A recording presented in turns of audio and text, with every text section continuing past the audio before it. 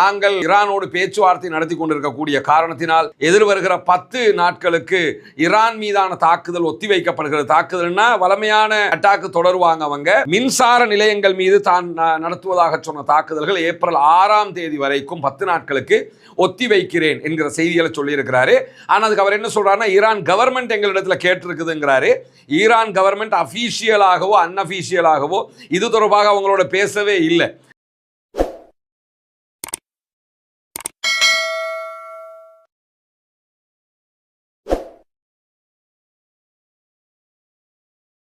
சகோதர சகோதரிகளை நம் அனைவர் மீதும் ஏக இறைவனுடைய அமைதியும் கருணையும் உண்டாகட்டுமாக என்கிற உயரிய பிரார்த்தனைகளோடு தொடர்ந்து மத்திய கிழக்கிலே ஈரான் மீதான இஸ்ரேலிய அமெரிக்க இராணுவத்தினுடைய ஆக்கிரமிப்பு தாக்குதல்கள் உச்சமாக நடந்து வருகிற அதே நேரம் ஈரானும் அமெரிக்க இஸ்ரேலிய இலக்கு வைத்து தொடர்ச்சியான பதிலடி தாக்குதல்களை உச்சமாகவே நடத்தி கொண்டிருக்கிறது. நேற்றைய தினம் இஸ்ரேலுடைய டிமோனா அணு உலை மீது பாரிய 3 தாக்குதல்களை ஈரான் நடத்தி இருக்கிற அதே நேரத்தில் டெல் அவீவ் உள்ளிட்ட பல பகுதிகளிலும் ஈரானுடைய சிஜில் வகையான ஏவுகணை தாக்குதல்களும் உச்சமாக நடத்தப்பட்டிருக்கக்கூடிய சூழல்ல இன்றைக்கு அதிகாலை வரைக்கும் ஈரானுடைய 10 நகரங்கள் மேல அமெரிக்க இஸ்ரேலிய கூட்டு ஆக்கிரமிப்பு இராணுவத்தினுடைய உச்சகட்ட தாக்குதல்கள் நடத்தப்பட்டிருக்கிறது. ஒரு பக்கம் ஈரான் எங்களிடத்தில் கெஞ்சுகிறது என்கிறார் அமெரிக்க அதிபர் டொனால்ட் ட்ரம்ப்.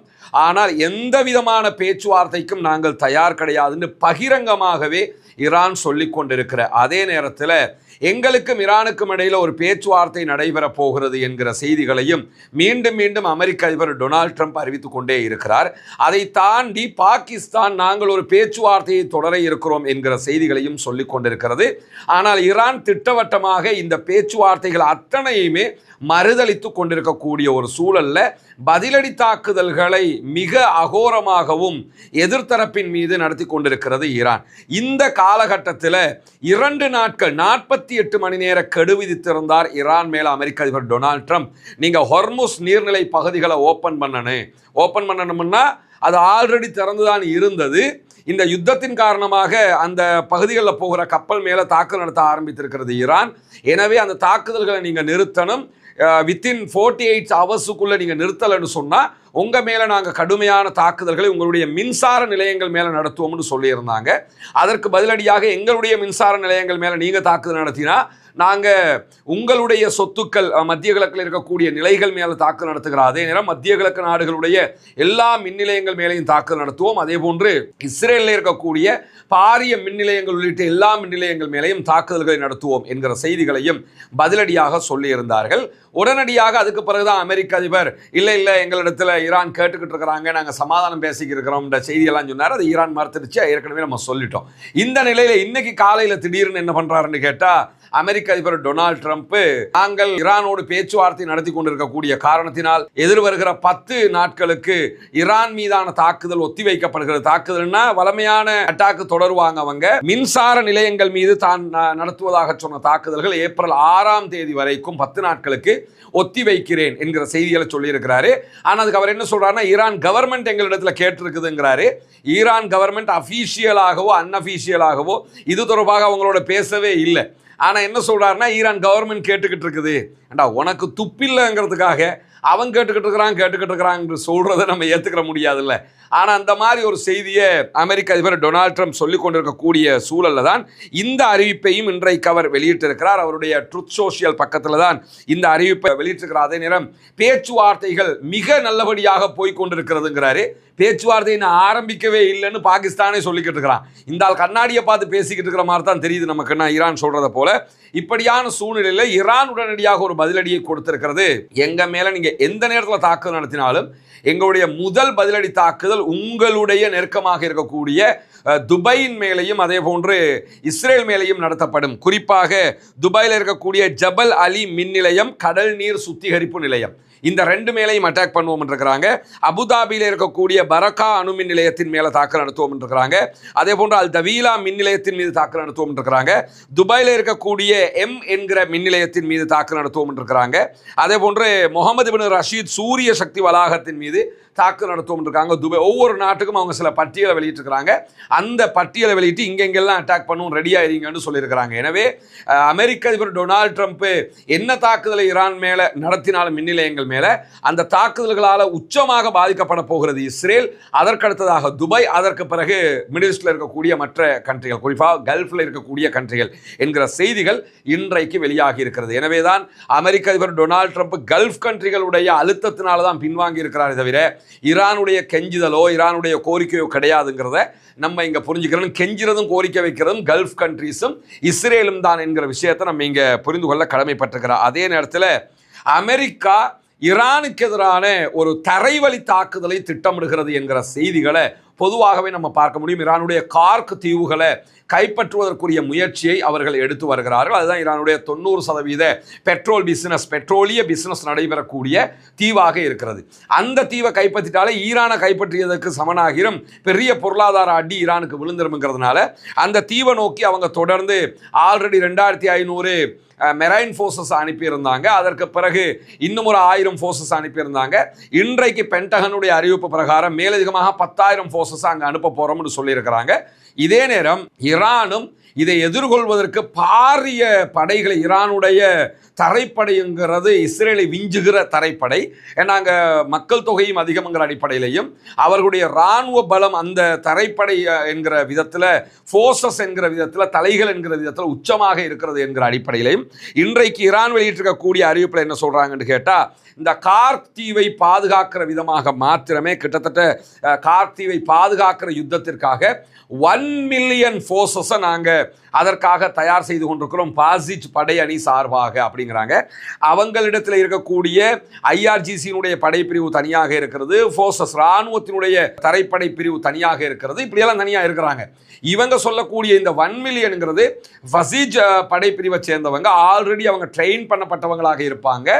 இந்த யுத்தத்தில் தானாக முன்வந்து இணைந்து கொள்வார்கள். அந்த விதமாகத்தான் இப்பொழுது இந்த யுத்தத்தில் 1 மில்லியன் பேரை இணைத்து கொண்டிருக்கிறோம். எனவே இந்த யுத்தம் நீங்கள் நினைப்பதை போன்று ஈஸியாக இருக்காது என்கிற செய்திகளை ஈரான் இன்றைக்கு சொல்லி இருக்கிற அதே நேரத்தில் ஈரான் 1 மில்லியன் பேரை இறக்குவோம்னு சொல்லிக்கிட்டு இருக்கிற இந்த செய்திகள் வருகிற போதுதான் இன்றைக்கு இஸ்ரேலுக்குள்ள 3 பேருடைய முக்கியமான ஒரே சம்பவத்தில் 3 செய்திகள் வெளியாக இருக்கு. குறிப்பாக இஸ்ரேலுடைய எதிர்க்கட்சி தலைவராக இருக்கிற யாயர் லாபிட் வெளியிட்டிருக்கக்கூடிய அறிவிப்பில் என்ன சொல்றாருன்னு கேட்டா, போர் வீரர்களுடைய பற்றாக்குறையால அரசாங்கம் இஸ்ரேலை ஒரு பாதுகாப்பு பேரழிவை நோக்கி வழிநடத்தி கொண்டிருக்கிறது என்கிற குற்றச்சாட்டை முன்வைத்திருக்கிறார்.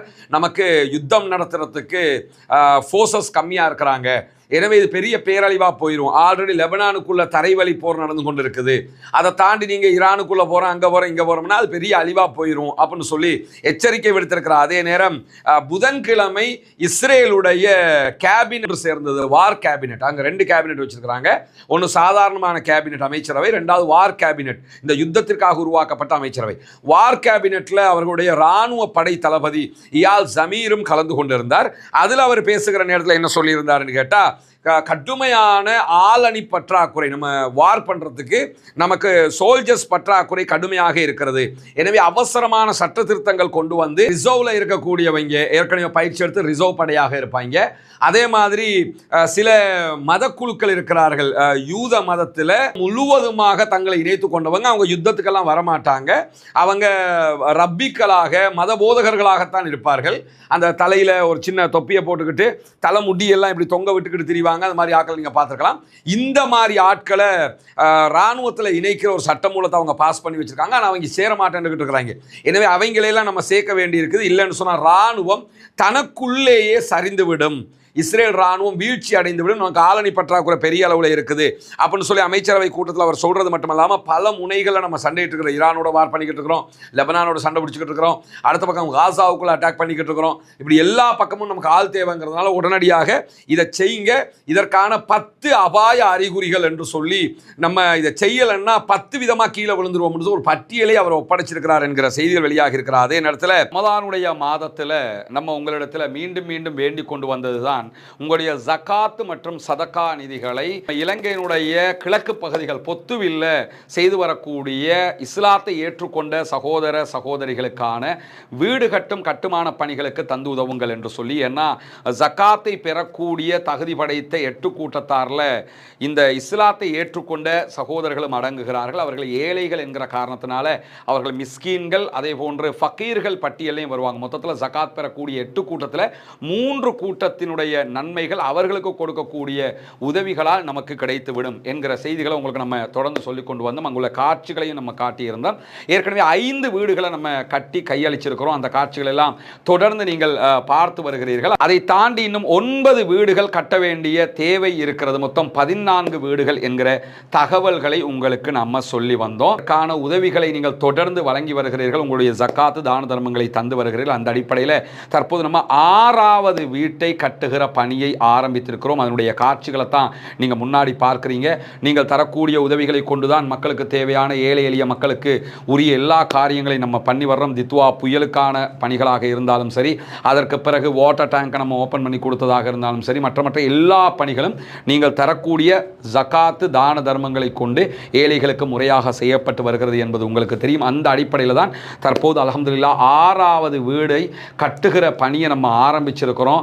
இந்த பணி தொடர்ந்து நடைபெற்று 14 வீடுகளும் மீதி இருக்கக்கூடிய 9 வீடுகளும் கட்டி முடிக்கப்பட வேண்டும் என்பதுதான் என்னுடைய பிரார்த்தனையும் நிச்சயமாக உங்களுடைய பிரார்த்தனையாகவும் இருக்கும். எனவே இந்த பணியை சிறப்பாக முடிப்பதற்காக தொடர்ந்தும் உங்களுடைய உதவிகளை வாரி வழங்குங்கள் என்கிற கோரிக்கையை இந்த இடத்திலே முன்வைத்துக் கொள்கிறேன். இன்றைக்கு இஸ்ரேலிய பிரதமர் பெஞ்சமின் நெதன்யாஹு வெளியிட்டிருக்கக்கூடிய அறிவிப்பில் கட்டாய இராணுவ சேவையை மீண்டும் நீட்டிப்பதற்கு அரசாங்கம் திட்டமிட்டு இருக்கிறது என்கிற அறிவிப்பை விடுத்திருக்கிறார். ஏற்கனவே ரிசர்வ் படையாக இருப்பாங்க, அதாவது பொதுவாகவே இஸ்ரேல் எல்லாருமே கட்டாய இராணுவ சேவையில் ஈடுபட வேண்டும். அப்படி ஈடுபடுறவங்க இந்த யுத்த காலத்தில் மஸ்ட் ஈடுபட்டே ஆகணும். எனவே அதை தவிர்க்கவே முடியாது. அந்த சட்டத்தை மீண்டும் நீட்டிப்பதற்கு தயாராகி இருக்கிறோம் என்கிற செய்திகளையும் அவர் இன்றைக்கு வெளியிட்டிருக்கிறார். அதே நேரம் கடந்த 24 மணி நேரங்களுக்குள்ளாக 100க்கும் மேற்பட்ட அதிபயங்கரமான தாக்குதல்களை லெபனானில் இருக்கக்கூடிய ஹிஸ்புல்லாக்கள் இஸ்ரேலை நோக்கி நடத்தி இருக்கிறார்கள் என்கிற செய்திகள் வெளியாகி இருக்கிறது. அல் ஜசீரா அதனுடைய வீடியோ காட்சிகளை வெளியிட்டுக் கொண்டிருக்கிறது. படுபயங்கரமான அழிவுகளை இஸ்ரேலுக்குள் ஹிஸ்புல்லாக்கள் நடத்தி கொண்டிருக்கிறார்கள் என்கிற செய்திகளுக்கு மத்தியில் தான் மத்திய கிழக்குக்கு மேலதிகமாக 10,000 படைப்பிரிவை 10,000 பேர் கொண்ட ஒரு படைப்பிரிவை நாங்கள் அனுப்ப இருக்கிறோம் என்கிற செய்திகளை ஏற்கனவே நம்ம சொன்ன மாதிரி பென்டகனும் இன்றைக்கு அறிவித்திருக்கிறார்கள். எனவே அமெரிக்க அதிபர் டொனால்ட் ட்ரம்ப் உலகத்துக்கு ஒரு கம்பி கட்டுற கதையை காட்டிக்கிட்டு இருக்கிறாரு. உலகத்துக்கு தன்னை ஒரு ஜாம்பவான காட்ட மீண்டும் மீண்டும் நினைக்கிறார். ஆனால் ஈரான் வாரில் அவங்க ரொம்பவே அடி வாங்கிட்டு இருக்கிறாங்கிறத உலகமே கண்டு கொண்டிருக்கிறது என்பதுதான் பேருண்மையாக இருக்க. பொறுத்திருந்து பார்ப்போம் என்னவெல்லாம் நடக்கிறது என்பதை. தொடர்ந்து இணைந்திருங்கள். ரஸ்மின் MISC நியூஸ் மற்றும் ரஸ்மின் டாக்ஸ் ஆகிய 2 சேனல்களையும் சப்ஸ்கிரைப் பண்ண சகோதரர்கள் சப்ஸ்கிரைப் பண்ணிக்கிறங்க. பெல் பட்டனை பக்கத்தில் இருக்கக்கூடிய பெல் ஐக்கானை கிளிக் பண்ணிக்கிறங்க. ஏன்னா நம்ம பேசுகிற செய்தியில் உங்களுக்கு டைரெக்டாக நீங்கள் யூடியூபை ஓப்பன் பண்ணும்போதே நோட்டிஃபிகேஷனாக உங்களுக்கு வந்து சேர்ந்துடும். இந்த வீடியோக்களுக்கு கீழே டிஸ்கிரிப்ஷனில் நம்முடைய வாட்ஸ்அப் சேனல் லிங்க், அதே போன்று நம்முடைய டெலிகிராம் சேனல் லிங்க் ஆகியவை இணைக்கப்பட்டிருக்கிறது. அதிலே நீங்கள் இணைஞ்சு கொண்டீங்கன்னா உடனுக்குடன் இந்த செய்திகள் உங்களை வந்து அடைந்துவிடும்.